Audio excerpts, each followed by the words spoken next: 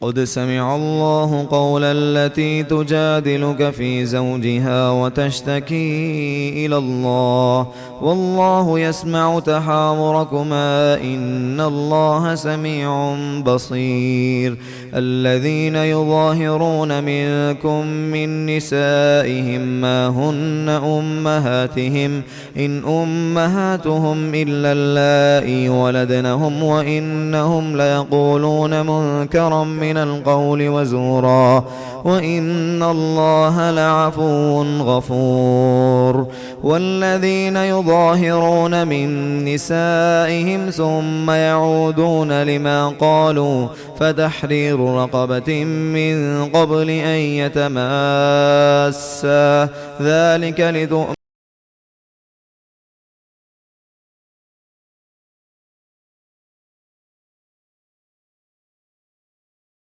ذلك لتؤمنوا بالله ورسوله وتلك حدود الله وللكافرين عذاب أليم. إن الذين يحادون الله ورسوله كبتوا كما كبت الذين من قبلهم وقد أنزلنا آيات بينات وللكافرين عذاب مهين.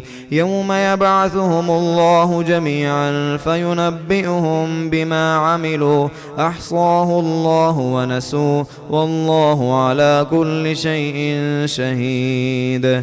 ألم تر أن الله يعلم ما في السماوات وما في الأرض ما يكون من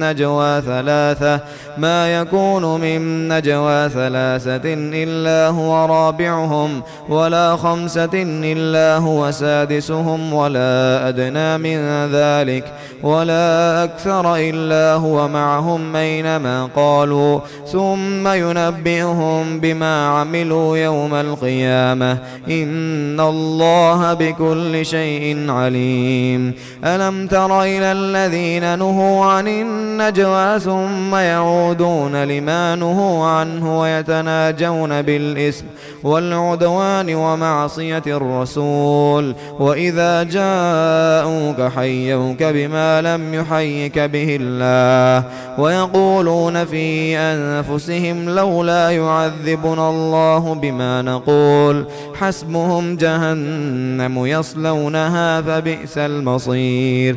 يا أيها الذين آمنوا إذا تناجيتم فلا تتناجوا بالإثم والعدوان ومعصية الرسول وتناجوا بالبر والتقوى واتقوا الله الذي إليه تحشرون. إنما النجوى من الشيطان ليحزن الذين آمنوا وليس بضارهم شيئا إلا بإذن الله وعلى الله فليتوكل المؤمنون. يا أيها الذين آمنوا إذا قيل لكم تفسحوا في المجالس فافسحوا يفسح الله لكم وإذا قيل انشزوا فانشزوا يرفع الله الذين آمنوا منكم والذين أوتوا العلم درجات والله بما تعملون خبير.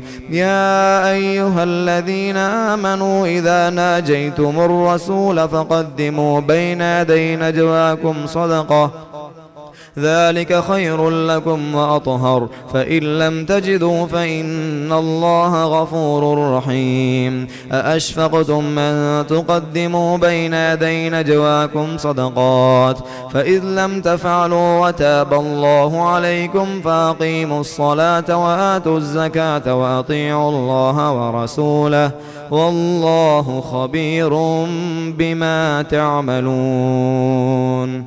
ألم تر إلى الذين تولوا قوما غضب الله عليهم ما هم منكم ولا منهم ويحلفون على الكذب وهم يعلمون. أعد الله لهم عذابا شديدا إنهم ساء ما كانوا يعملون.